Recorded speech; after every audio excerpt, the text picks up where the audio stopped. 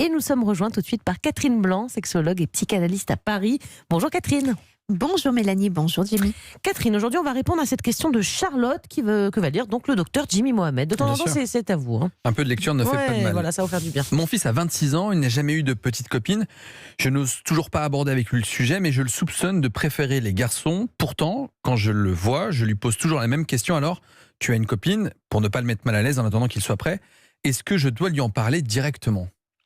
Catherine, ne pas avoir eu de copine à 26 ans pour un jeune homme, est-ce que ça veut dire forcément qu'il est homosexuel ? Pas forcément d'ailleurs. Pas du tout, pas du tout. D'ailleurs, ça ne veut pas du tout dire qu'il n'a pas eu de copine d'abord, parce que qu'est-ce qu'en sait une maman ? On n'est pas obligé de tout lui dire. D'une part, et puis d'autre part, eh bien, on peut prendre le temps qui est le sien, on peut avoir des difficultés pour plein de raisons, d'abord de créer des liens, d'oser se manifester, d'oser raconter son désir, de se sentir à la hauteur d'eux. La maturité de chacun n'est pas la même, l'urgence de faire l'amour n'est pas la même. L'histoire aussi de notre vie personnelle qui fait notre aisance ou non sur le sujet et corporel et sexuel n'est pas le même pour chacun d'entre nous.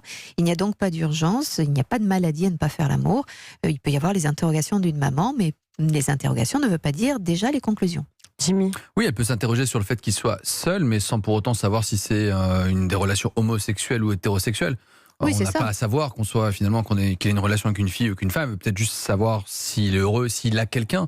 Peut-être au-delà du fait qu'il soit homosexuel, non ? Exactement. Et d'ailleurs, c'est pas parce qu'un jeune homme doit avoir des relations pour présenter à sa maman les relations avec qu'il aurait, que ce soit de filles ou de garçons. Donc certains jeunes hommes ne veulent présenter que la personne qu'ils épouseront ou qu'ils présenteront parce que ce sera la personne avec qui ils fonderont éventuellement une famille. Donc les confusions, selon les histoires de chacun, sont grandes. Qu'on arrête de penser que dès que quelqu'un n'a pas de sexualité, c'est qu'il est homosexuel, ou que quelqu'un qui a de la sexualité devrait le dire à tout le monde, et les parents en premier lieu. Et je reçois même des gens qui me disent je n'ai pas de relation, je démarre tardivement ma sexualité, est-ce que vous pensez que je suis homosexuel ?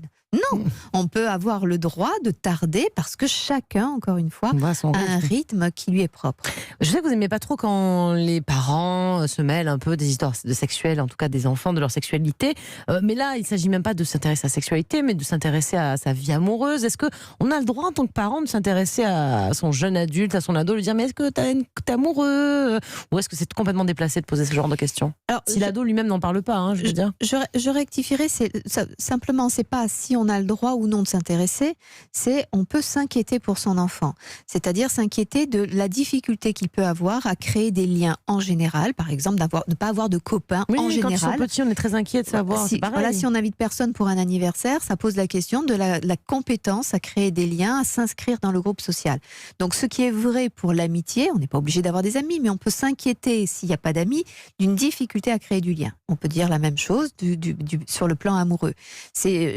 J'ai l'impression, chérie, que tu n'as pas de partenaire. On peut aussi éventuellement enlever le terme copine pour ouvrir le champ des possibilités.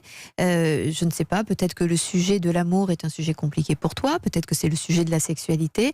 Ça ne me regarde pas, mais par contre, ce qui me regarde, c'est le bien-être de mon enfant.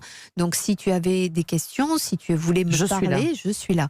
Là, du coup, on ouvre le champ des possibilités, parce que si, pour savoir et pour attendre qu'il soit prêt, on n'arrête pas de dire est-ce que tu as une petite copine, tout en pensant je pense qu'il aime les garçons. On risque de le crisper surtout, l'enfant n'entend qu'une chose, maman veut absolument que je ramène une fille. Ouais. Jimmy ? Mais est-ce qu'il faut poser la question de l'orientation sexuelle aux enfants ? On ne dit pas à son enfant est-ce que tu es hétérosexuel ? Et pourtant on a envie presque de se poser la question est-ce que tu es homosexuel ? Est-ce que cette question est légitime ?